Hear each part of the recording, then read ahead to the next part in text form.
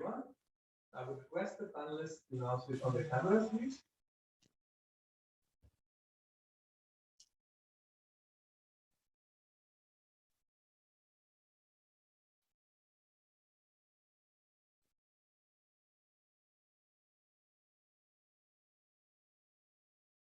Thank you. Let's begin today's session. So, good evening, everyone. A very warm welcome to today's session. My name is Aparna, and I'm the founder of DPQ Learning. Today's session is an association with sponsored some very exciting prizes. Can you hear me all right? Our session today is focused on everything you would like to know about studying in US, about application process, about loan opportunities, about work opportunities, about other opportunities and challenges that this stellar panel that we have gathered for you are going to talk to you about. Land of opportunities is how US is characterized by many. The US government has always taken a welcoming stance towards international students. And why not? After all, Indian students contributed $7.6 billion to the US economy in the academic year 2019 and 20. You're welcome, Mark and George. I'm sure you're smiling on this. So US universities are currently utilizing their global resources to provide international students with better college experience. The pandemic is probably on its wane, as we are all hoping, all across the world. And looking at the record number of Indian students desirous of or getting student visas for US in this fall session of 22, I think the panel here is all excited to talk to you about that and much more. Let me introduce you by introducing to the panel now. And I will now share my screen. I will just ask Joseph to please enable my participants' screen sharing. Thank you.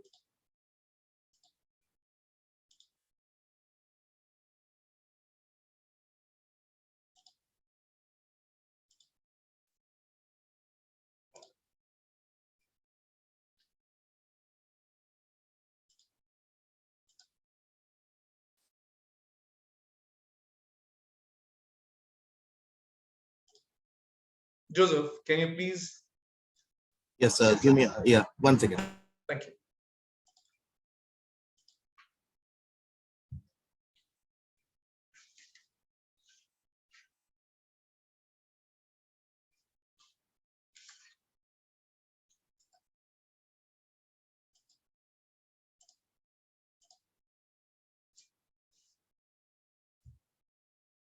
So please check. Thank you.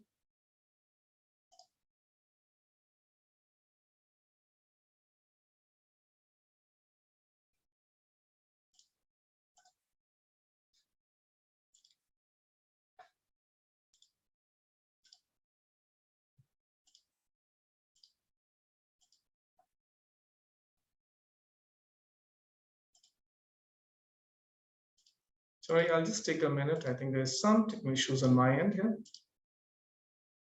Just not a great start to this great session.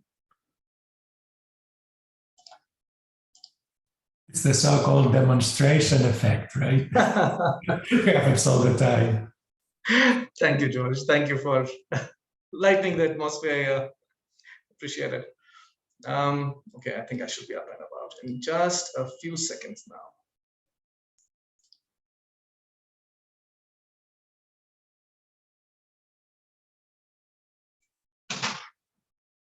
Good. Here we go. And we are up. Can you see my screen, please? Everyone? Excellent. So let's start with you, Mark. If you who's the Associate Dean at UMBC, and be happy if you could kindly introduce yourself to attendees today. So hi, everyone. Not quite as narrow as the picture in the on the slide would indicate, but so I have been at the University of Maryland, Baltimore County, which is Baltimore, Maryland in the US for about 20 years now. my area is computer science and game development, but for the past little bit, I've been the Associate Dean of Academic Programs and Learning in the College of Engineering and Information Technology. So happy to be able to talk about not just computer science, but information systems and even some of the engineering disciplines if people are interested in those. Thank you, Mark. And where are you joining us today from? I'm joining you today from my my home, which is actually in Washington, D.C. Excellent. Welcome to the session, Mark. We also have with us George Zouridakis, who's the Associate Dean for Research at the University of Houston, but I'll let George talk more about him and what he does at the University of Houston. Hello, everyone. A warm welcome to this panel, to this session. My name is George Zouridakis, and currently I serve as the Associate Dean for Research and Graduate Studies in the College of Technology at the University of Houston. My background is in engineering. I started as a computer engineering, then I moved on to biomedical engineering. Then I became a faculty in the Department of Neurosurgery in the medical school here in Houston. And then I saw the light. I came back to the engineering disciplines. And I'm here to answer any questions you may have for opportunities to study in the US and specifically at the University of Houston. Thank you so much, George, and welcome to the session. We have Michelle Hampton with us, who's working as Director for Global Client Relations at ETS. Hello and good evening, everyone. So glad you're with us. I've been with ETS now 19 years in my role of supporting primarily TOEFL, but also GRE. And I work with the institutions and the organizations that accept the TOEFL and the GRE scores around the world. I have the pleasure of also having been in the undergraduate admissions realm for 14 years before I came to ETS, 2 years as a private counselor at a preparatory school, sending both international and domestic students off to study at institutions, in that case around the world, but also working in undergraduate admissions for 12 years at 4 different institutions within the US, working with both international and domestic students. Happy to be here. Thank you, Michelle. So glad you could join us. Moving on, we have with us Jennifer White, who's the Global Business Development Head at Empower Financing. Jennifer, if you'd like to introduce yourself to the team, please.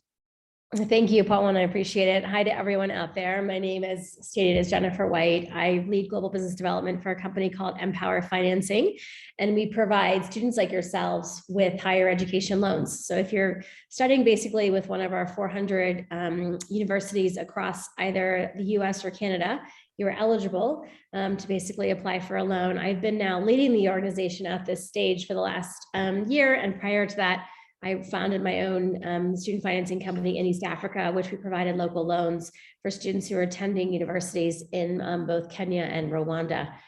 I have been involved in finance in emerging markets for the last 15 years, having worked across the spectrum, so to speak, as both a private equity investor and also as a management consultant, working with a number of institutions on figuring out financial inclusive opportunities and investment strategies for probably names you might know, like the Rockefeller Foundation, the World Bank, and the Gates Foundation. So I'm very pleased to be here. I'm obviously incredibly passionate about providing really smart students like yourself who are on this panel, or on this forum with opportunities to achieve your dreams. So I look forward to your questions. Thank you, Jennifer. Glad you could join us. Thank you. We have Aparna Chandrasekharan, who's an advisor with Education USA. Aparna. You're on mute, Aparna. Thank you so much, Pavan, for the invitation to join this event this evening. Good evening to all the students and parents who've joined the session today. I am Aparna Chandrasekharan. I'm an Education USA advisor with the US-India Educational Foundation. The USIEF is one of the host institutions. It's also the Fulbright Commission in India and the host institution for the US Department of State's Education USA program here in India. I've been with USIEF now for 8 years, and I'm very, very passionate about mentoring students and guiding them and encouraging them to pursue their higher education in the United States. Thank you. Thank you, Aparna. Glad you could be with us today. And we have Jennifer B., who's an alumni of Harvard College. Jennifer? Hi, my name is Jennifer B., and I graduated from Harvard College in 2018, and I'm super honored to be here today presenting with my fellow panelists. Today, I'll basically be providing you with a student's perspective of university life in the US. Thank you so much, Jennifer. And to all the attendees, we have our panelists who have joined us not only from US, India, but South Africa and Korea. So it's a diversified panel, and we are looking forward. We have already 365 participants who are watching us live on Zoom webinar right now. And there are thousands who are watching us live on Facebook live stream. Before I move further, just to let you know that there are amazing and exciting prizes to be won, courtesy ETS. Thank you, Michelle.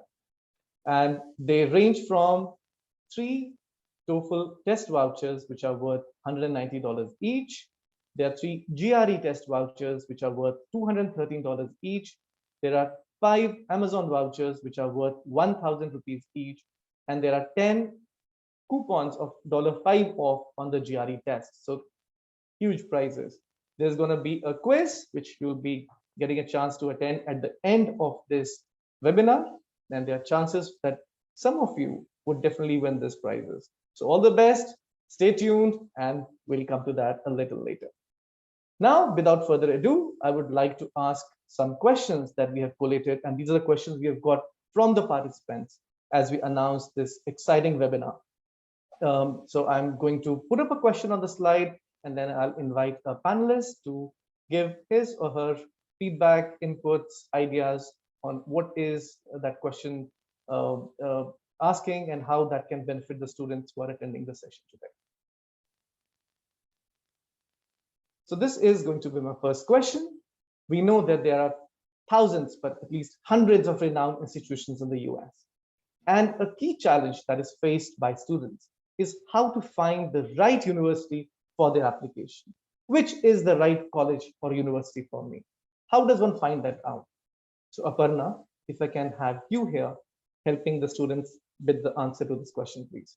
Sure, a very pertinent question, Pavan, because there are, after all, 4,700 accredited colleges and universities in the United States, and it can be very confusing for students to decide which is the right fit for me.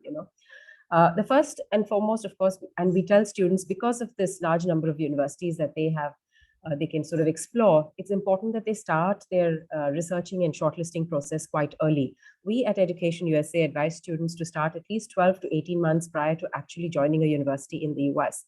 So if a student wants to join a university in fall 2023, which is September 2023, if they want to join an American university, they should start their researching and shortlisting process as early as February of 2022. I think the first and foremost thing to check is this university accredited or not? I think that's very important. Students should check accreditation status of universities. They can they can check this information on the US Department of Education's database of post-secondary institutions. There is a website. There is another website which the Homeland Security manages, another database of accredited institutions. Students can go to either of these websites to check if a US university is accredited or not. In addition to this, there are other criteria that students must consider when they're shortlisting and finalizing their right fit choices. One, of course, is course curriculum. There is research work in the department. There is faculty profile. It's useful to also check what is the cost of attendance at each university, what kind of financial aid does the college or university provide, do they provide merit-based financial aid or do they provide need-based financial aid, and of course location is important when you're shortlisting universities as well. So is it a suburban location, urban or rural location, because that will impact the cost of attendance and the cost of living for students as well.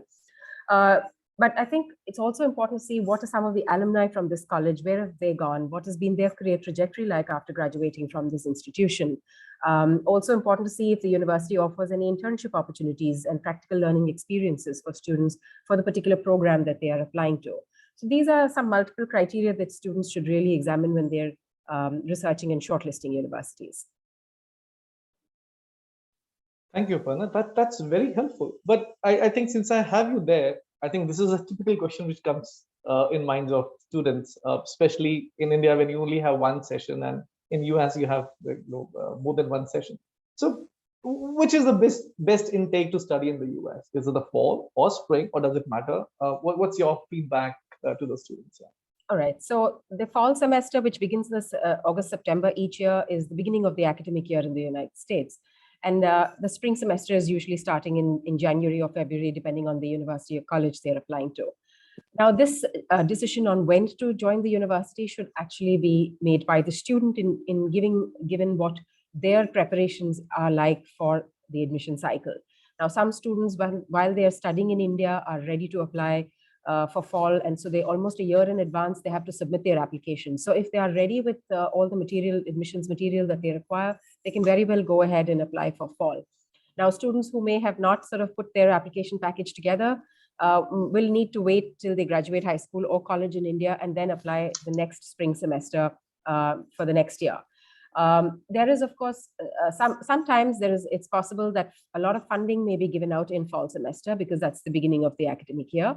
But that again depends on the program the student is applying to, and it depends on the college or university that they're applying to. So a student, if funding is a priority for the student, I would advise students to write to the undergraduate or graduate admissions office at their respective colleges that they're hoping to apply to, and check with them as to what their cycle is for giving out any kind of financial aid, etc. Excellent. I mean, that's really helpful, Aparna. Thank you so very much. Also, I think there's a huge, I would say, concern, but there's a realization that the teaching methodology has changed in the US during COVID time. And students are really interested to understand how does the learning experience look like now for international students if and when they decide to go to US. So if I can have you, George, come in here and share your thoughts on this, please. Sure, that's a great question, actually. So as you can imagine, COVID forced us to change our modus operandi and switch from in-person to online. So within the period of 2 weeks, we were forced basically to switch about 6,000 courses to online. And that was actually a very successful challenge for us. So this had some definitely positive effects. Because now because of the infrastructure developed, the methodologies developed, the delivery of the materials developed, we offer now 2 versions of our programs. We are switched back to face-to-face. And as you may know, there are some requirements from the government for international students to enroll physically in classes and attend some physical classes per semester. But we now offer alternatives to that. We offer practically the same degrees as our regular degrees online. And for those students who don't want to even come to the US, they can attend this degree completely online and get the same degree in the end. So yes, we do offer the traditional experience that most of the students desire, but we have the alternative for those who don't want to be physically present. In fact, we have established a new program called UH Extend, University of Houston Extend. And this actually is a great opportunity because it costs half the price to get the same degree online. And if you wish, I can put a URL in the chat for those students who want to explore the UH Extend program. Yeah. So yes, the teaching experience has changed, but we're back to face-to-face, and we offer both versions. Excellent, George. That's helpful to know. Mark, is it a similar case in your university as well? If I can help. Yeah, we definitely have primarily switched back to face-to-face for our classes. With a couple of exceptions. So we have an online master's in information systems that is obviously online. But the majority of our classes have switched back to face-to-face for all students. And that's been over about the past academic year. Maybe about half of them were back at face-to-face in the fall, and almost all of them over the spring. Great, thank you, Mark. To all the attendees, I know there are a lot of questions that you have in mind, and we'll take each and every one of them. My request is to please put it in the Q&A and not on the chat. We may not be able to look at the chat because there's a lot of things which are going on. So please put your question answers in the Q&A box, and we'll take it at the end of this webinar. Moving on, and this is about a part of the application process. Standardized assessment tests, something which every student is afraid of, which was a norm earlier, but guess the times are now that they are being dropped as a requirement, which is both strange and probably, I don't know how to look at it, but I would like to ask Michelle to kind of come in here and tell us how is it panning out, not from ETS's perspective, but how they're seeing it panning out from a student's perspective. How is it affecting students who are wishing to study in the US? And what's your advice to students who are applying for universities, some of which have dropped the assessment, some of which are still accepting the assessment? I think you made a very good point there. Some are still accepting, some aren't sure, some have come out and said we're no longer accepting. The key thing for all applicants to do is to actually go to the university website, write to them, contact them, find out which assessments are important or necessary as part of your application to the program that you're considering. No one wants you to take any assessments that you don't have to take. That doesn't help anyone. Your time is very valuable, and many of you are still in college studies while you're applying.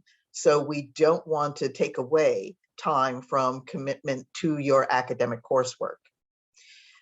The thing to remember is that no matter what, the application process for all study does combine multiple data points. They want to get not only your application itself, which may include essays, a letter of reference from your instructors. You will also have to provide your statement as to why you want to study the degree at the graduate level. And then there's also your academic performance in your college studies or undergraduate studies, if you're coming in for a master's or a PhD. And that, all of that information, as well as sometimes an interview or even a campus visit where you can engage with other graduate students and faculty who would be instructing you, all of that information has always been important in the university application process. Unfortunately, starting in the 80s, at the undergraduate level, there was a time when we had so many applicants coming to institutions in the US and applying for admission that many of the schools were looking for a quick and succinct way to determine their admissions process. And in looking at what did everybody submit, standardized testing was the only item that was required of everybody. So many institutions use that as a cutoff. Unfortunately, the first hurdle that you had to cross in order for your application to proceed. All of us testing companies have always said that that's not wise. That's not why we created the tests. That's not good practice. We've always said that your standardized test scores are a part of your admissions application, not the most important part, but just one of many parts. So this shift now to looking at applicants at the graduate level in a holistic fashion, just as they've been doing now at the undergraduate level, has led many to say, well, let's reevaluate the weight we put on these standardized test scores. So that's what's really happening. Institutions are looking at all of the different data points that they're receiving for test takers, as they should, and looking to see what is important for our particular program. For example, if it's a student who's applying for engineering or the sciences, their math performance, which science courses they've taken, all of that should really be the paramount concern But at the graduate level, you'll also be working closely with faculty. So they want to make sure that you understand what it is that their particular program is focused on and that it meets what you want to study in the university. So it really is a case where this approach to holistic admissions is a wonderful move, but always check with the institution to see if they do still require standardized testing. Wow, that's a good perspective, Michelle. I think that's very helpful for students because they're really confused on what they should do. Should they take a test? Should they not take a test? There's a whole movement of test optional going on. So I think that brings some clarity to the students. So thank you very much. Still, since I have you here, I'll probably ask you this question as well. When you talk about ETS, you talk about TOEFL and GRE, and they're really kind of, if I may say, presumed to be preferred by the universities in the US. What do you think is the reason of that? Why is like a TOEFL, especially recognized or favored by US universities? At least that's the assumption which the students have in India. Sure. And I think it's not an unusual assumption, mainly because it's probably based in the fact that we are a US-based company. We did create the TOEFL first and foremost to help institutions evaluate the English proficiency of students. But ever since we were first administered in 1964, we've been used in other countries for English proficiency assessment. So while it's written and created in the US, the people who write our test, many of them are international, former international students, now residents of the US, and they bring that experience to us. We also have researchers who are former international students who are now working at ETS, who again, make sure that what we're presenting as an assessment is fair and equitable. The other reason why I think TOEFL is probably more preferred is the fact that we take our questions from university textbooks and from actual lectures we've recorded of professors speaking to students. So we're looking at what it is that the students would be doing in the classroom every day to make sure that both the student can demonstrate their ability to understand complicated text, form an opinion, repeat it back, write very well and clearly in communicating that opinion, make sure that they're able to understand what's being said in a lecture, able to read the text, so that way the student is confident in their abilities, but also the faculty and the rest of the campus are going to be confident that you will be able to not only survive on campus, but really thrive from the day that you arrive. And it also is helpful for students who need additional English proficiency help to then show their scores to the Office of Intensive English Programs so that they can help the students become strong communicators in English on all 4 critical skill areas. Thank you, Michelle. I guess that's the reason now. I think another important thing that students are really interested to find out is what kind of campus life can they expect in US if they decide to physically come to US, whether it's a university or a community college. And they always wonder how can they get a glimpse into a campus life. So maybe Jennifer, you being an alumni of Harvard College, so first alumni of Harvard. So what is your experience as a student, about campus life, and if you can share your experience, with every one of us. Yeah, great question. I mean, to start off, every university has its own unique atmosphere and environment. And US universities in general have a lot of school spirit, and community is emphasized a lot. So as an international student, you can expect for there to be plenty of student groups and clubs on campus to be a part of. For example, there are intramural and varsity sports, undergraduate research organizations, volunteering opportunities, and even career-oriented clubs such as pre-medicine or consulting groups, and so forth. A lot of universities also have plenty of festivals where students can relax and have fun and meet other students and network. There are also job or career fairs, so students can have a chance to meet with other people who come from various companies that they might want to work in the future and learn about the work culture at that company. There's also something called Greek life in the US, so plenty of universities also have Greek life organizations on campus as well. Harvard does not, but they do have Greek life, just not on campus. It would be off campus. If we talk about Harvard in general, Harvard has an extensive amount of opportunities. You can find a lot of information about campus life on the admissions website or on social media.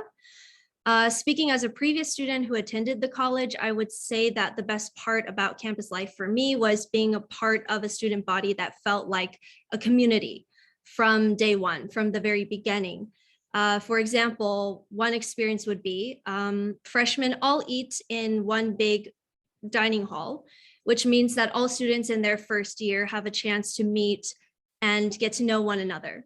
So all freshman dorms are also located on the main campus, except for a few that are just a few roads away from the main campus, which is still less than a few minutes by walk.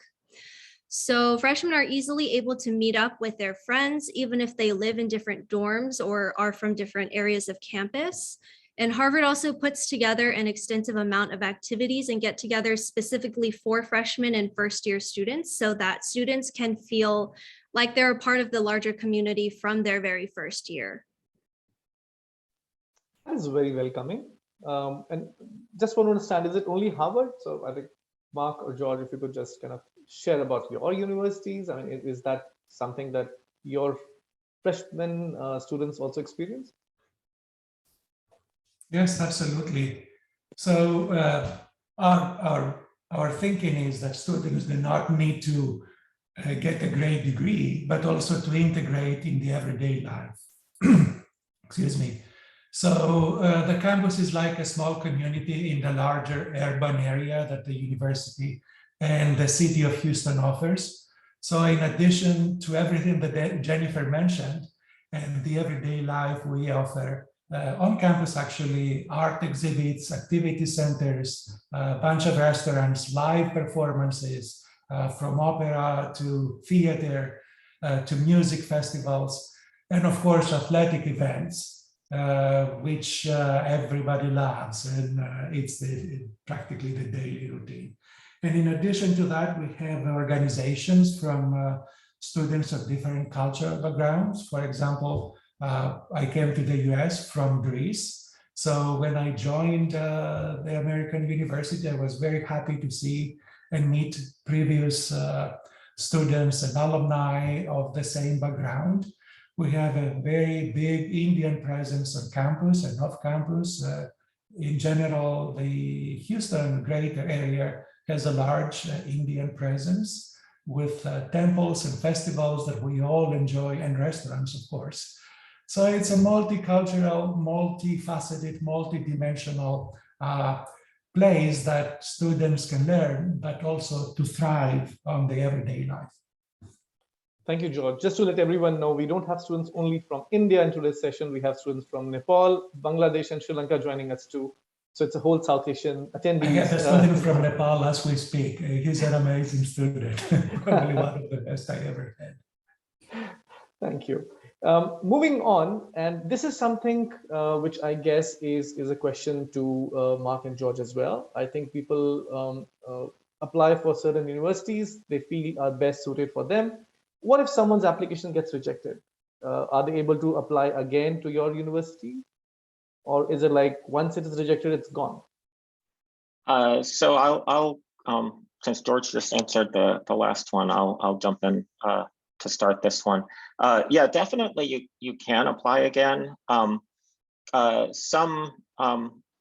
Some part of the admissions is competitive against sort of the pool of other students who have applied that semester. So we can only handle a certain number of students, and so if we get a certain number of applications, then then especially near the line of are you in, are you out? If you're way at the top or way at the bottom, then it doesn't matter as much. But if you're near that line, then the semester can make a difference. In general, though, I would advise, if you're going to apply again, look at what you could do to make your application more competitive. So you don't just send in the identical application again, because you're hoping you're right at that borderline, but if you're not, you'd really like to move yourself up a little bit. So that can include work experience that's related to the degree you're trying to apply for. It could include, there were some questions in the Q&A about publications. Those matter more for PhD students than they do for master's students, but and also for publications, ones that are in a sort of recognized journal or conference are the ones that schools usually look for. If it's one of these so-called predatory journals where you basically pay to get your paper published, those are mostly ignored. They're not really a negative, but not so much a positive. Another thing that I've seen students do successfully on reapplying is a lot of schools will allow classes for non-degree students or non-degree seeking students. So you can even do that at a school that's close to you. Take a undergraduate or graduate level class that's related to the thing you want to, the program you want to get into, and then add that additional evidence. As grad classes are particularly good at that because it shows that you can actually succeed at a graduate class, and presumably do well at it. So that can also help to sort of bolster your application when you go to resubmit. That's very helpful, Mark. Thank you very much for answering that. I think one important question that comes in everyone's mind while studying in US and when you start converting the Indian rupees to US dollar is an average cost of study and living expense. And how much does a student need to arrange on an average before applying for a course in the USA? So Jennifer White, I know you help students and everyone seeking loans and finances. And if you could kindly come in here and help students in this, please. Certainly, thank you. I think the most important point to remember is that the U.S. is a large country, and the cost of living can vary dramatically. It will cost you very different to live in San Francisco versus living in the middle of the U.S. To smaller towns. So you have to be really specific when you're talking about or analyzing where you're going to live. Right now, the average cost is between $1,000 and $2,000 to live in a city. But if you're going to New York City, if you're going to Columbia or NYU or Fordham, et cetera, you could be paying for a one-bedroom apartment upwards of $4,500 right now. So it really does depend, and you need to do your research. I think the other thing that you should consider are some serious buckets. So if you think about, so what's my housing cost going to look like, right? So go into, do your research in terms of what are the average rentals, make decisions around, do you want to live by yourself? Do you want to live with another student? And primarily I'm talking to graduate students right now. If you're undergraduates, many of you are going to have the fortunate experience of actually going to a dormitory, which is a great experience, having been to, as an American myself, having gone to a US university. It's a lot of fun. But if you're a graduate student, you have to make the decisions if you want to live on campus or off campus. And again, do you want to live with one person or two people, or et cetera? Food. So every day, what are you basically going to do? Are you going to cook? Or are you going to go out? And again, depending if you're living in an urban center versus a more rural setting, that obviously the cost of a meal will obviously fluctuate.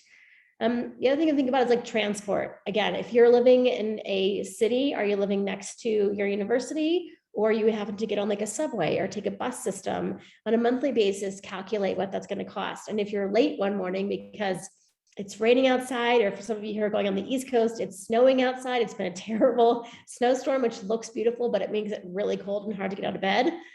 Are you going to get a cab, basically, or a taxi to get you to class that morning? So just think about those everyday experiences and kind of bring that in. And the other thing people don't think about sometimes is, are you going to go home? I mean, remember, we have basically breaks. So are you going to go back to India or Pakistan or Bangladesh to basically visit family? Is it going to be once a year? Will it be twice a year? And so calculating what that cost of that flight is going to be is really important. And then the final thing I would tell each of you to consider is moving into your internships. So at this stage, depending again, if you're an undergraduate or you're a graduate student, are you going to have to leave where your university city is and go to another city to basically get a graduate internship or an undergraduate internship? Are you going to have to change your wardrobe to basically look like more of like an American corporate or startup system? All of that should be considered. And then of course, again, if you go to a different city, again, your costs will change. So it's everything from, again, your housing to your transport to your food. So the advice is to just be really diligent and to make sure you do your research ahead of time. Wow, these are some great insights, Jennifer. Honestly, some of them I also didn't probably factor in while thinking about studying in the US. So thank you very much. You're welcome.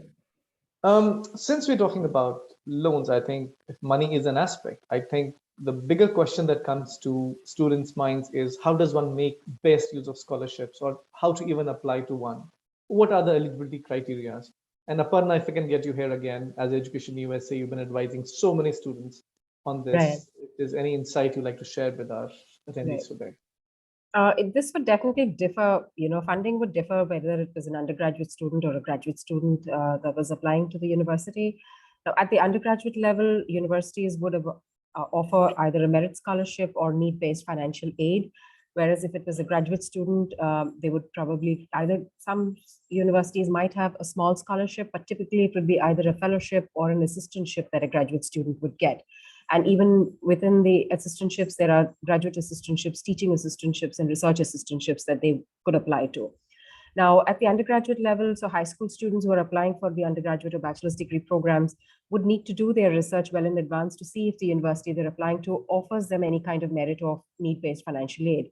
They might have to fill out additional forms like the College Scholarship Service Profile form or the International Student Financial Aid Application form. This takes time. So they need to do their research well in advance, identify the universities that offer the financial aid in the first place, and then they'll have to fill out not just the university application form, but the financial aid application form as well. Some universities are very particular that they need the ACT or the SAT score if they are offering scholarships to students. So students, if they've chosen to apply to universities or colleges which are test optional, then they may need to check this point as to whether funding depends on whether a standardized test score is submitted or not. So that's something they'll have to check. So this is for undergraduate students. As far as graduate students are concerned, they will need to do their research well in advance to see what kind of funding is offered to students, whether they're applying for master's program or whether it's the PhD program. Now, not PhD students by and large do get some funding from universities, but not all master's students would get that kind of funding. It would also depend on their own profile. Universities do consider a holistic profile of students when they're, admitting them, but they're also looking at this profile when they're considering them for financial aid.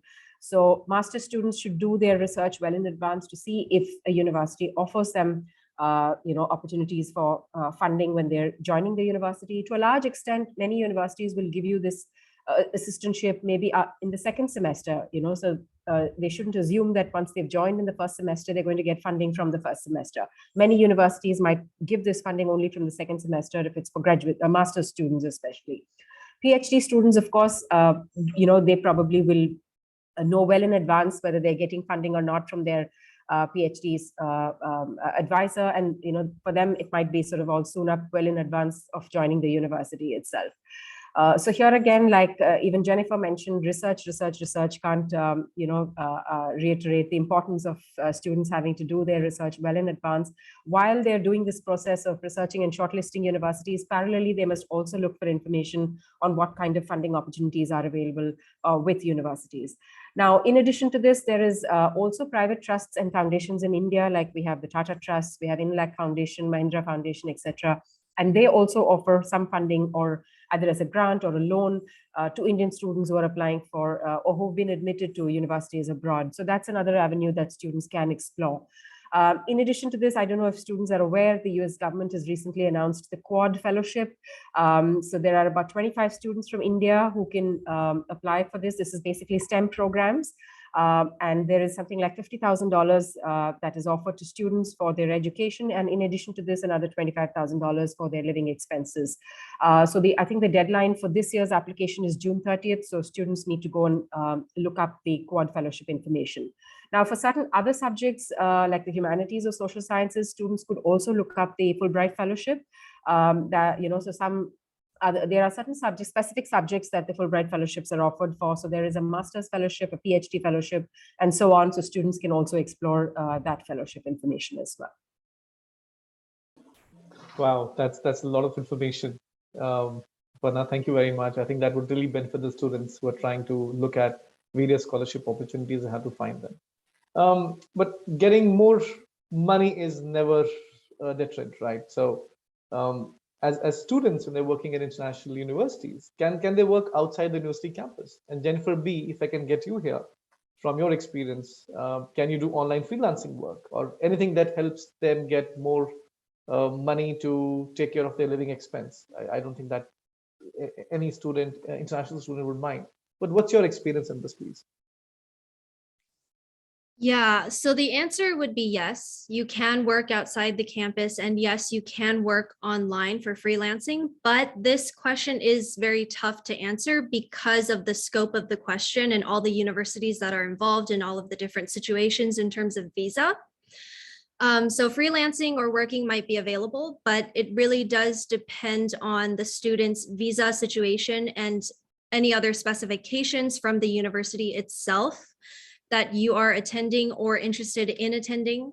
So again, like everyone has already hashed over again and again, I would recommend to go on the admissions websites, do some of your own research for those universities that you are looking at.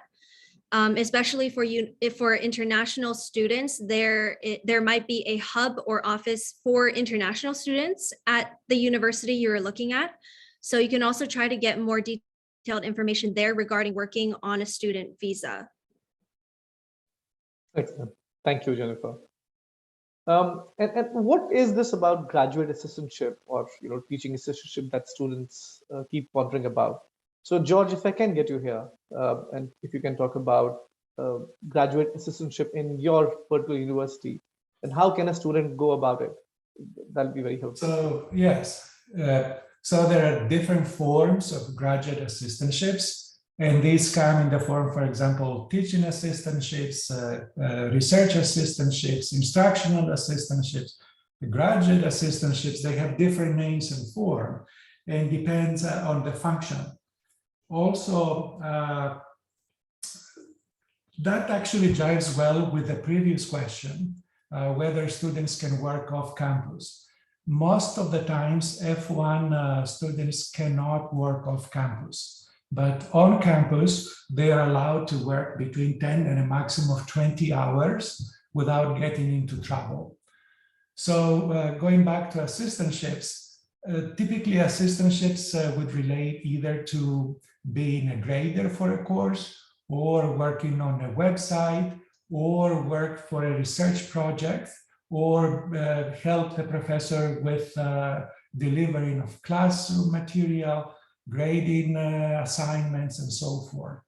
So there is a lot of opportunities, and typically different departments have a different process. You can apply online directly to the department. In my university, this kind of assistantships are at the department level, but there are opportunities at the college level and university level. And again, there is a website that posts all these opportunities per department. And I can put some information on the chat. That will be helpful as well. And Mark, if you can also put something on the chat regarding universities, since we are just running a little out of time. Otherwise, I would have got you in here as well. That would be much appreciated. Thank you. Let's talk about loans. I think a big chunk of students who want to go to study in US, they find it difficult to access loans, which makes their dream of studying in US impossible. So Jennifer White, since you are from a financing organization, if you could shed some light and help students how they may access loans for their studies in US. How does Empower Financing does that for them? Sure. So Empower works primarily with graduate students or individuals who are within 2 years of graduating. So that means that even if you, let's say that you are an Indian or a Pakistani student who's done 2 years of your undergrad and you want to transfer to a US institution, you are then eligible for applying for an Empower loan. But the majority of our students, above 85%, are graduate students. So these are individuals looking to go to a school for either an MBA or a STEM program. Those are our two largest cohorts of individuals who apply. And essentially what we do is we offer up to $100,000 in financing. We do so over a 10-year period.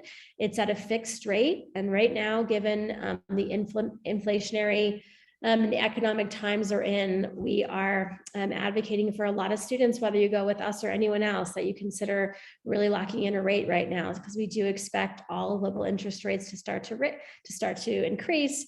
And therefore, you can expect that your interest payments over the next 10 years might, and obviously your principal as well, your payments to increase too. In order to apply for a loan with Empower, it's actually a combination of what we've talked about here, which is, like I said, you can be a graduate student.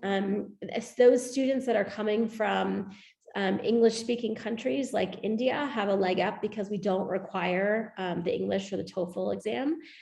We do suggest that students have at least 3 years of work experience. And we suggest that because when you're at a graduate level, obviously that you're going to be getting out and you're looking for a job that you can essentially increase your earning potential. And if you can show an employer that you already have working experience, you're considered that much more favorable. Additionally, you should also consider your test score exams. So make sure that you're coming in and you're scoring in the top 75% of any of the exams that are required, whether that's the GRE or the GMAT, et cetera. And then the nice thing about working with Empower also is that we do offer a number of scholarships. So we've given out scholarships for women, for STEM, for certain ideas around how you change certain things, whether it's the environment, et cetera. So after you do, or even if you're not applying for an Empower loan, you can always go to our website as well to look about the scholarship opportunities that we're offering, some of which right now we just launched one for African students. We're about to launch another one for Indian students. So we're repeatedly updating our website about those kind of opportunities. So I hope that's helpful. That's very helpful, Jennifer. I think scholarships, yes, as and when they come, they're very, very helpful for the students. And thank you for talking about how they may access loans. Moving on, I think this is something which is very interesting for students, a part-time job while studying. I know we covered a bit of it earlier, but I think from an alumni from a US university, this is Jennifer BU, how many hours of part-time job is allowed for a student in US? And were you doing a part-time job while you were studying at Harvard? So I personally did not have a part-time job while I was studying. I did, however, work as an undergraduate researcher in a few labs on campus because I studied neurobiology. But those positions were not paid or they were funded by university research grants. But there are plenty of part-time opportunities, both off campus and on campus at Harvard and most universities. But I would again suggest for international students who may have concerns about working in the US to contact the admissions office of the universities you're going to attend, just to make sure that you understand all of the rules and the requirements regarding your student visa, and to make sure that everything is good to go before you start any kind of work as an international student. But the answer is yes, you can work. Excellent, thank you. Also, I mean, since we have you here, Jennifer, we will ask you the same question. Living cost, as Jennifer White mentioned, tends to be, depending on the rural, urban areas and everything, is high. So how should a student manage their expenses? And what kind of different accommodation options are available for students which they may use to lower down their living costs? So, I mean, we just talked about working, but another thing I'll talk specifically about Harvard is that it was previously mentioned by Aparna, I believe, about the need-based scholarship. So I personally had a lot of help from Harvard College because Harvard's financial aid is need-based.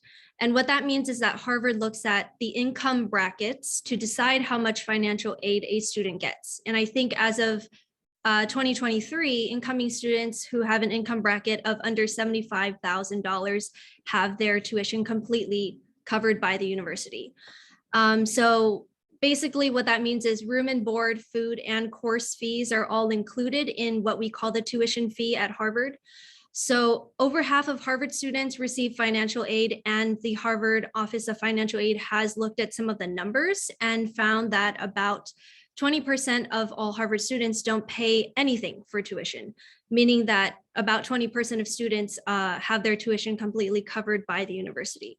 And again, that's the need-based scholarships or financial aid. So me personally, I qualified for the need-based scholarship, so that helped me a lot covering my tuition fees.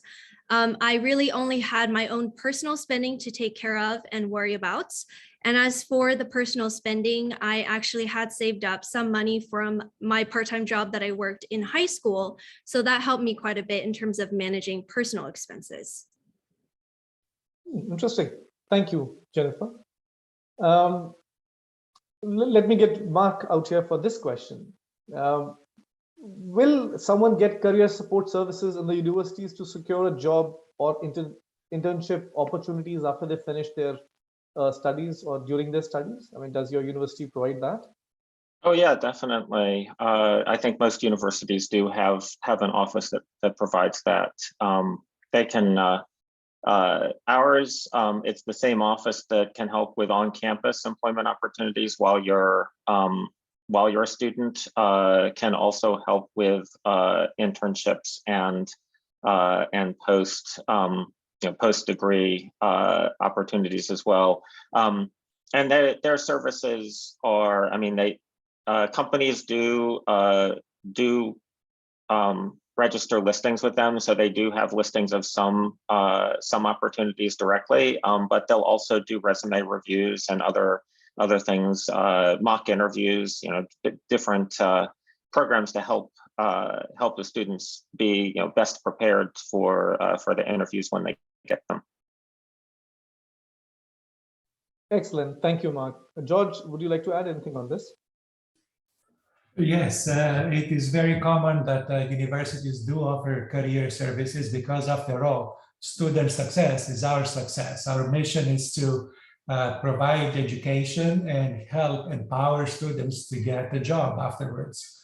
So we do have different versions. We have online career services, and we have career fairs at least twice a year on campus, and companies register with us. We have professional development of resumes and presentation skills and teaching your success stories to companies, preparation either from dressing up for an interview and so forth. And we also have another version of it, which is done completely online. And this allows to spend time with a larger number of potential employers. And again, I'm going to put a link in the chat about that. That will be helpful. Thank you, George. Good. I think, Michelle, that's a question for you. We know that GR and GMAT are both preferred as assessments for grad schools, but in India specifically, GR tends to be more popular with Indian students. Any reason why? Yes, actually, the GMAT is very limited in its purpose. It's designed to be an entrance admissions test for business school and only business school. The GRE, conversely, though, is an admissions test for both graduate school, business school, and law school. So a student could use the GRE scores, which are valid for 5 years, to get their MBA degree in 2 years, and then go on to law school for 3 years with the exact same set of scores, because they would be valid that entire 5-year time period. So there would be no need to retest. And also the fact that it's accepted by law schools in the US is helpful if someone is going to begin to get their JD with us or in the US. But I should point out that many international students who are going to law school are actually law school graduates in their native country and want to come to the States to get an LLM degree where they're specializing in a particular type of law from the US law schools. And the LLM degrees do not require a GRE general test. So keep that in mind. Again, pay attention to what is required of the programs that you're seeking. But the fact that the GRE takes you to more opportunities in your professional career really does make a difference. And that, I think, explains the popularity. Thanks. And that question was actually for obviously grad students, but also for undergrad and grad both. There has been some news or item flowing around that there are changes in the TOEFL test structure. One, is it true? And second, does that benefit students? And why have you done it when there was something which was going on fine for TOEFL? Everyone was happy with it, I guess. But why change it? Well, it is true that we did make changes to TOEFL starting in 2019. When we create an assessment at ETS, we don't consider it a done deal. We're constantly researching it, checking and surveying test takers, as well as those who receive the scores of test takers, to see if there are suggestions that they have about ways in which we can improve the test, how they feel about its current structure. And that information came back to us and caused many of the changes that we implement. Once we get that list of possible suggestions, we always research it to make sure that it will never hurt the test taker's results or their performance on the test. If that's the case, we can apply it. So for example, we learned that many students felt that our previous length of about 4 hours in duration was causing some concern about test taker fatigue. So we shortened the test. So it's roughly about 3 hours from start to finish for students in the IBT. And that puts us on par with other English language assessments. We also made the registration process easier. It can be done on your mobile phone. It can be done on, on a computer still. You can still write in and do it. But having that flexibility to do it on your phone allows you to register at any time.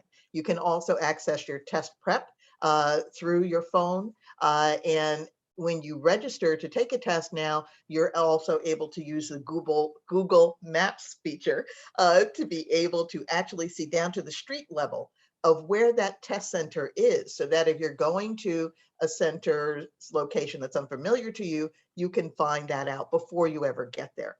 So all of the changes that we made included also the changes we had in response to COVID.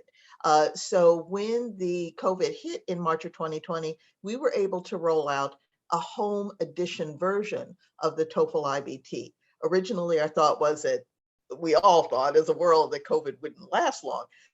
So we thought we'd retire it. But obviously we realized that by November 2020, COVID wasn't going away as quickly as we thought. So we made the ability for students to take the exact same IBT that's offered in a test center at home as a permanent offering. And that allows students then maybe who are not able to get to a test center because of distance from their home or they're on restriction thanks to COVID, they're still able to take the test and apply for university admission, which is really the goal. We also introduced in December of 2021, a paper edition of the TOEFL IBT. Now that is not the same old paper-based TOEFL test that only measured 3 skills, reading, writing, and listening. This is actually the IBT test measuring all 4 skills, speaking, reading, writing, and listening. But it is taken as a combination of in a test center and at home. So for all of our home-based testing, we have added security that we had to implement because it is not conducted in our test center. And that means that a student is videotaped during the entire time they're tested. They're monitored live by a proctor the entire time so that they can watch any eye movement, and we use eye tracking software so that they can also see and hear if there's somebody else in the background, which is not permitted. So all of that information is vital, and we apply that to the speaking section of the paper-based test because students are able to take the reading, writing, and listening of the paper TOEFL, paper edition of the TOEFL IBT in a test center. Then they, within 3 days, take the speaking section at home, fully monitored, recorded, just like the home edition IBT, And then we report the results as one collective test so that no matter which format you take, which appeals to your particular way of testing, you're always going to get the scores for all 4 sections of the test on your score report. So there have been a lot of changes, really, when you look at it that way. Thank you, Michelle. That's helpful to know. I now probably come to the second last question that we have gathered from all the students who wish to attend the session. And this is probably, I'll go to you, George. Do you think US will remain the top destination for STEM graduates from India, as far as your college is concerned? What does the data show? I think so, because the US has a lot of opportunities to offer. For example, in our college, in our university, there is a lot of opportunities for financial aid, and practically even a small scholarship to incoming students qualify them to pay in-state tuition, which is practically the same tuition that Texas residents pay, and it's half the price of the original tuition. So even $1,000 scholarship in reality translates to tens of thousands of dollars throughout the course. Also, at the PhD level, we don't admit students without support. So all students admitted get fully covered tuition and a stipend. So that means the US is very lucrative for studies, and I believe it will remain studies because education is a big focus of the US government. There is opportunities, there is funding agencies, there is charity, there is nonprofit organizations. And I'm an example of it. I was a student coming from Greece. I studied in Italy, and I couldn't afford, my family could not afford my education, but thanks to the American system, I was able to get an education, and I'm very happy and proud of it. Thank you, George. That's really an insightful answer. Now, this is something which is, again, a lot of students come to us and talk about, uprooting themselves from their home country, going out to study for 2 years or 4 years in US, especially that we're talking about it. And one may suffer from cultural shock. So, Aparna, if I can have you here, telling the students or attendees, is there any help available for the students in distress from Education USA or outside? And where should they turn to, in terms of coping with this cultural shock? Right. So to start off, I would definitely suggest to students to reach out. There are 8 Education USA centers in India, and I would request you to reach out to the one that is nearest to your home location. All the Education USA centers, we're going to be doing a series of a prepathon series, basically something like a pre-departure orientation, starting on June 9th till July 28th. We have multiple sessions which will take you through, and in terms of preparation to head to the US, right? So anything from social and cultural integration to academic life on campus, applying for scholarship or assistantships, or exploring research opportunities once you've received admissions, and every topic that you can imagine that you will have doubts about when you arrive on US campus. We're covering those topics as part of our prepathon series. So I'll perhaps share something in the chat box. I'll just put out our email ID or something, and students could write to us. This is for students who admitted for fall 2022 or looking for the admitted to the spring 2023 session. So there is a range of webinars that we're going to be hosting. You can look up information on the US India Educational Foundation website or the Education USA Global website, and you can, this information will be up there very shortly. In addition to, of course, reaching out to Education USA centers, it's a good time to also reach out to the International Students Affairs Office at the university or college where you've received your admission. And at least for Indian students, there is often an Indian Students Association also on a US university campus that students can reach out to. Very often we've heard of Indian students coming to the airport to receive, incoming freshmen or students from India. So from something as simple as that to, having someone sort of mentor you or guide you through your initial days on campus is something that the Indian Students Association can help you with, and as well as the International Students Advisors Office can also help you with that. Of course, then there is the designated school official that you can be in touch with if you have any questions about, how to find housing on campus, or if you have questions on what do I do when I arrive there? Do I need to get a social security number? If so, how do I get one? The students have a lot of questions like these. So do reach out to your designated school official, or reach out to the International Students Advisors Office, and of course the Indian Student Association. And don't forget, reach out to Education USA offices to participate in our pre-departure orientation sessions. Thanks, Aparna. That's very helpful and big support to the students. But we also have students from Nepal, Bangladesh, Sri Lanka. Does Education USA support them in these countries as well? And I know you're from India, but if anything for them would be really helpful too. Thank you for that question. And I'm sorry that I forgot the students from other South Asian countries. We do have an Education USA Center in Bangladesh, in Nepal, in Pakistan, as well as in Sri Lanka. Students can just search for that. If you go to the educationusa.state.gov website, there is an option saying find an Education USA Center, and students can just use that search filter, and they can, according to the country, they can find an Education USA Center. We are a global network, of centers. We have about 430 plus advising centers in 175 countries around the world. And all these centers are supported by the US Department of State. So I'll just share that link here for the Education USA website in the chat box, and students can find a center that's nearest to their residence. Thank you, Aparna. That would be really helpful.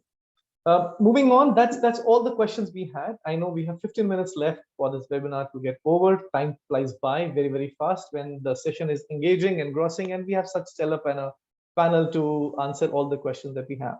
We also have 110 questions which have come in the Q&A section for all of you. I'm sure we may not be able to take all of them now, but that's a promise to all the attendees. If we are not able to take your questions now for the paucity of time, we'll have an answer by the panelists or by ourselves, reach out to you via email and answer your questions. Let's see what we have got here. I think the first question, let's take in order. Aparna, that's probably for you. Hey Aparna, I'm currently pursuing my 3-year bachelor's degree. I think only few universities accept students having 3-year bachelor's degree, but I'm planning to do some STEM universities accepting only engineering students. Okay, please do talk about that, ma'am, and how to overcome that struggle. So I guess they're doing 3 years bachelor's degree, and he's planning to go to a university accepting STEM students, which probably. The question really is a little confusing, to be honest. But if you are a student who's pursued a 3-year bachelor's degree, ideally you should reach out to the admissions office at the university that you're applying to check with them if they will accept students with a 3-year bachelor's degree. Because some universities very clearly say they don't accept students who have only a 3-year bachelor's degree, whereas there are other universities who will tell you that they would accept provided you were to get your credentials evaluated, and the university will give you the name of a credential evaluation service where you could send your documents or transcripts for evaluation, and you could take up, they would ask you to do a course-by-course evaluation.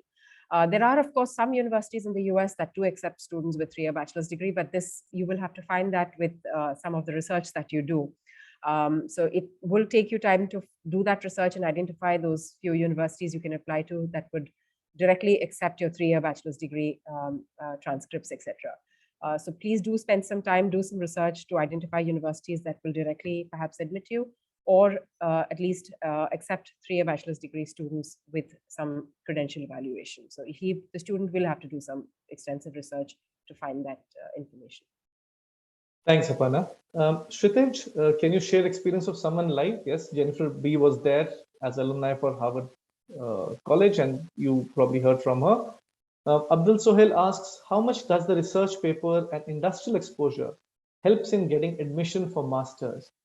So maybe Mark, can I get you here for this question? Yeah, so research papers for a master's, not as important as for a PhD. Depends a little bit probably on whether the focus of the master's program is like a master's thesis or if it's a coursework master's. So if it's a master's thesis, they will care more about publications, whereas coursework masters, they may not care at all. Work experience can very definitely help for a master's, especially if the work experience is related to to the thing that you're applying for your master's for. It's really common. I actually answered another question in the Q&A about this, but it's quite common for students to work and then apply for the master's after several years of working. If you do that, I would definitely recommend addressing in your statement of purpose why are you looking to get the degree now? And it doesn't really matter why, but just sort of the explanation of I've been doing a lot of work in data science in my job, and I want to get some more formal education. That shows a reason that you're making that change. Or maybe it's I've been doing something that I'm not as interested in, and I realize that I want to change direction, and so I want to go get a master's degree in order to facilitate that change. You know, they will want to see something about why you're making that change from working to not, but the work experience is very definitely helpful. Thanks, Mark. Question from Avasti Mohandas. Is there a difference in course fees for 100% online program? So maybe George, you mentioned about online versus offline. When you offer online course in your university, is there a reduction or is there a difference in the fees that a student pays? Yeah, it may be confusing because there are different versions of online programs. Okay. So we offer two versions of online programs. If you are physically present in the United States, you enroll in online programs that are part of the mainstream degrees. And on the other hand, if you register on the so-called UH Extend version, you don't need to be physically present in the United States. And the cost for this program is practically half the price. Now, there is always a trick, right? So the counterbalance is that you don't have access to services like access to the gym or to healthcare or to parking or to these kind of services that typically are included in the mainstream programs. Also, the UH Extend version of the programs do not qualify students for optional practical training or curriculum practical training. So depending on what you're looking for, we offer different versions of it. So in the end, though, you get the same degree, the same courses, the same quality, the transcript is going to look exactly the same. So the quality of the degree is the same, it's the services that you may or may not want included. So if I summarize it, it means that there may not be much difference in the online versus offline version of the tuition costs. Is that correct? The tuition cost, again, it depends if you are physically present in the United States and you want to get to have access to the additional services, there is no difference. But if you choose to get exclusively an online degree, then there is no difference. Okay, understood. Thank you, George. Sim has a question, and Aparna, if you can take this up, please. I've completed my master's and have been working for about 10 years. I want to do a master's related to management, which is not MBA. What kind of things could I look into? And if I did want to do an executive MBA, are there ways to manage the finance? Manage the finance, I think we have enough answers by Jennifer White, but could you take the first part of the question, Aparna? You're on mute. Sorry, the question is that, is he wanting to get funding for his executive MBA? Is that what he's looking for, or what's exactly the question? Says they want 10 years experience, completed masters already, want to do masters related to management, which is not MBA. Okay. So what kind of options that person could look into? Masters, but not MBA. All right. Since I don't know the background of the student really and what industry or what kind of work experience that he or she has, so I'm just going to share some insights, and I hope it is relevant for that student.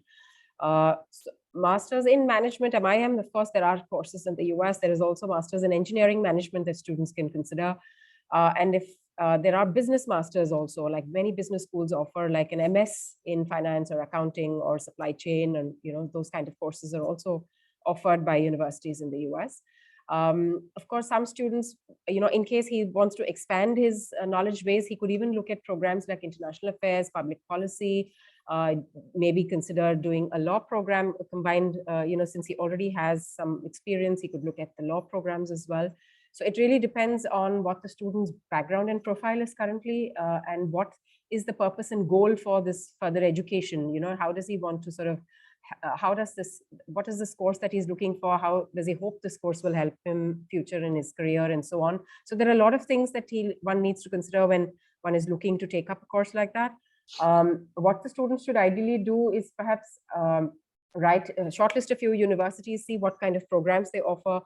And then if he has specific questions, then he can reach out to either the department admission coordinator or reach out to the graduate admissions coordinator for specific information on how that coursework could help him with his future, for example. Thanks, Aparna. That's helpful. Enzin09 asks, can law graduates in India study master in US? I think Michelle answered that question. They do probably LLMs. What is the scope? I think Michelle probably said that the scope is that you do a specialization, out there in LLM, and you come back and kind of take forward. I don't know if any one of you have any views and want to answer this question. No, so we move on. ASUS, sir, I've done my 12th in 2019 now, and I'm pursuing BA 6th semester, and it's final year. So after that, can I apply for MA in US with full scholarship? I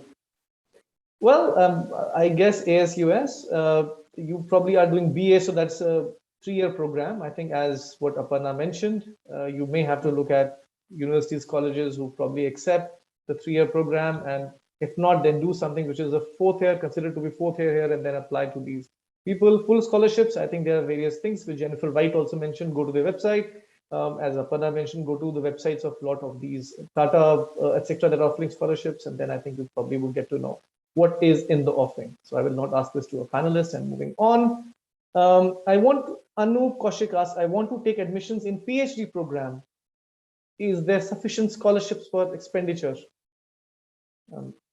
Sorry, I don't know how to answer that question as well. Anyone?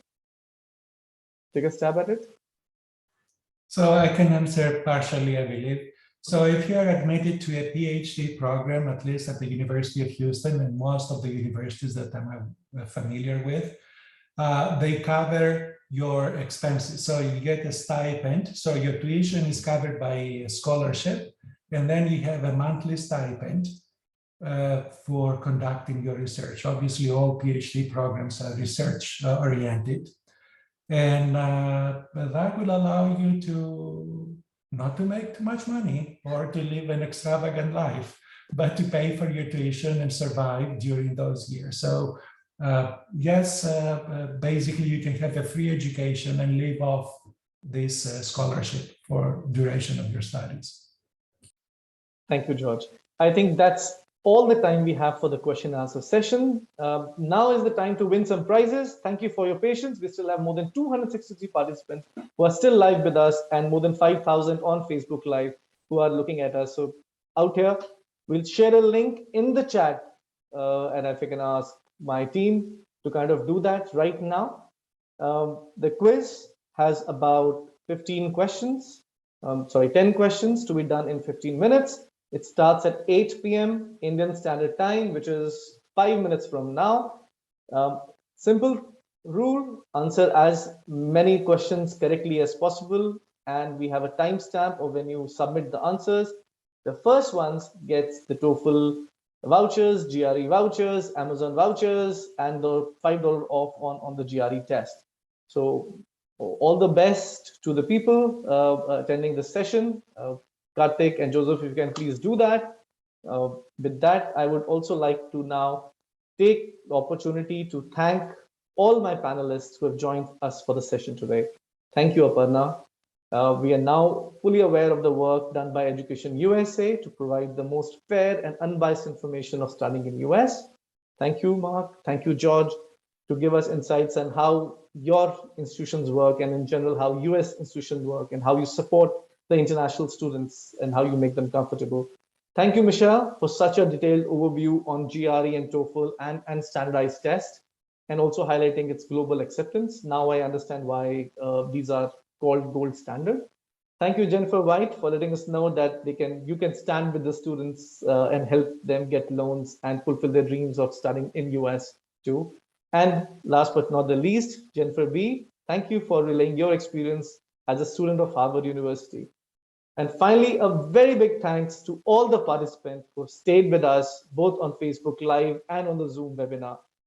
Please do attend this wonderful quiz, which has been supported and prizes sponsored by ETS India.